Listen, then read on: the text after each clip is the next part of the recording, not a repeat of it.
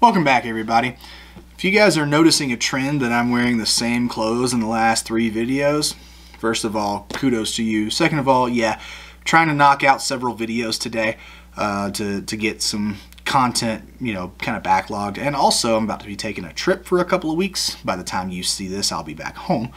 But I want to make sure that I can still release content while I'm away, and it'll be a lot harder for me to make content while I'm away. So, all that being said, thank you guys for joining me for the video.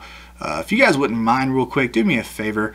Go down below, hit the like button, subscribe to the channel if you're not already, turn notifications to on, post a comment down below. All that stuff really helps with the algorithm, and it matters, and I really appreciate it. Now let's get into the crux of today's video. Just like the last couple that I've done, this video is for both new gun owners and longer term gun owners. But I'm primarily targeting my new gun owner base.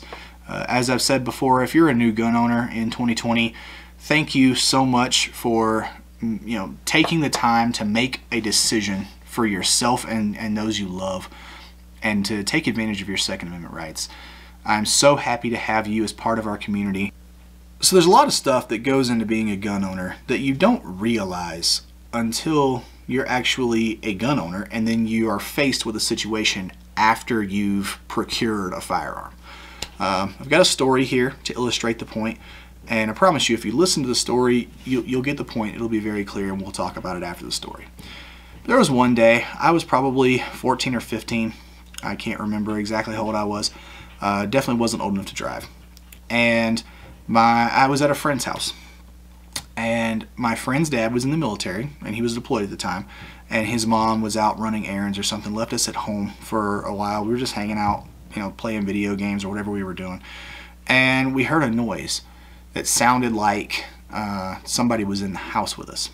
So my friend, and then I follow him obviously, my friend gets up and immediately runs to his dad's room, and his dad owned guns, just like my dad did, and he always kept them locked. He kept them locked in the safe. But my friend, being a kid, just like a normal kid, knew where the key was to the safe. So he grabs the key, opens up the gun safe, grabs a rifle out, loads it, and then we go through and clear the house, and we ended up being alone. Afterwards, clear out the rifle properly, put everything back just like it was. You've all been kids, and you want to make sure everything looks exactly like it looked before so you don't get caught, right? We would have gotten in a ton of trouble if that had been found out at the time. Now, of course, we're both adults and we own guns and everything's fine now, but think about it, 14, 15-year-old boys getting a hold of dad's gun, even for a good reason, worried about somebody being in the house, worried about potentially, being hurt or killed, a legitimate potential fear for our lives. Still, that's a little scary for parents to think about. And if you're a new gun owner, you are definitely going to want to prevent that. I would hope. You want to prevent your kids from having access to the guns unless you are comfortable enough with their maturity level and you trust them enough to have access to firearms when you're not around. So I want to talk about a couple of different ways that you can work on that and prevent that. Safe technology, for one, has come a long way since I was a kid, and there are safes that you can't get into unless you have a key code, or it's biometric, or it's this or that or whatever. Those are great options, but they're not necessarily going to keep a kid away from a gun unless you're very, very vigilant about it. What I found was actually introduced to me by a friend of mine when I was in college. He was older. I actually worked with him, and I went over to his house one night because I was going on a trip, and I wanted to leave a couple of guns at his house so they'd be safe while I was gone. And he had kids, and he said, "Yeah, sure, that's fine." And I remember I walked in. I had the guns in a backpack, and I told him, I was trying to be quiet about it because his kids were around. Like, "Hey, I've got them in the backpack. Go to your safe so we can put them in the safe and keep them away from the kids." And then he was like, "Yeah, let's go open up the safe and whatever, blah, blah, blah. We can look at guns and stuff too." And I was like, "Okay, cool." His son, probably 5, 6, 7, somewhere in that age, walks up, and he had heard his dad say that I had a gun in my backpack, and he goes, ooh, can I see the gun? And I just kind of like got the deer eyes and looked at his dad, and his dad was like, do you mind? I was like, no, I don't care, but are you okay with it? He's like, yeah, sure. Sat down with his kid, made sure the gun was unloaded, let him look at it, on and on and on. End up putting it in a safe, and it was all good. But what he told me afterwards has stuck with me since. And it was how they handled things with their kids as far as guns go, and probably the best piece of advice I've ever heard about guns and kids is when your kids are curious about guns, don't tell them no. Don't tell them later. Don't tell them when you're older. Indulge their curiosity. You know, they want to see a gun, go to the safe, grab the gun, go to the kitchen table, unload it, make sure you keep the ammo in your pocket or something.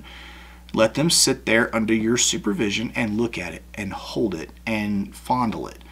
And then when their curiosity is satisfied, they'll hand it back to you and you can go put it back in the safe. Very simple, very easy, but not a very common thing, especially when I was growing up. But what that does is it tells your kids that, one, guns aren't this evil, dangerous, deadly thing that they're going to want to go play with now because there's this mystique behind it. It's something that's forbidden. The forbidden fruit people are always going to go for, especially kids. Two, it tells your kids that you are comfortable with guns and you want them to know about guns. It tells your kids that it's not a forbidden topic that they can't bring up. So they can come to you, they can ask questions, they can learn from you. And you can use it as a bonding experience. You get to sit there and, you know, from an early age, start teaching your kids about firearms safety, responsible gun ownership, why the Second Amendment is so important. Like, there's so many levels of importance to this particular technique when dealing with kids and guns that I found so fascinating. And I don't have kids yet, but when I do, definitely going to use that one. Definitely going to let my kids know that guns are okay. You know, they're dangerous. They're something that need to be respected and treated with, you know, that level of, I guess, respect is the correct word for that. But they're not some evil, dangerous thing that's just going to destroy you and everything around you of its own will. Like, it's just a tool. It's just a mechanical object. And it's okay to be curious. It's okay to ask questions and to learn. So I wanted to put that out there as a story time / piece of advice for anybody that's a newer gun owner or has had guns for a while and you've got kids. And your kids are starting to maybe get a little curious about guns, you know. If you just kind of keep it tucked in the corner of a closet, they're going to end up finding it. If you put it in a safe, they're probably going to be able to find a way in that safe, depending on how determined they are.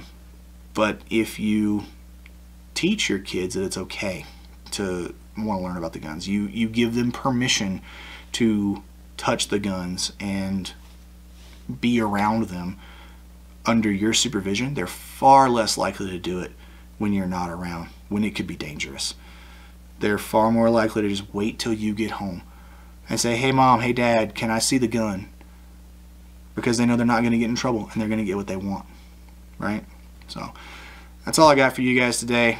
Hopefully this helps some of y'all that, you know, have kids and guns in the same house and you want to keep everybody safe and keep enjoying your Second Amendment rights.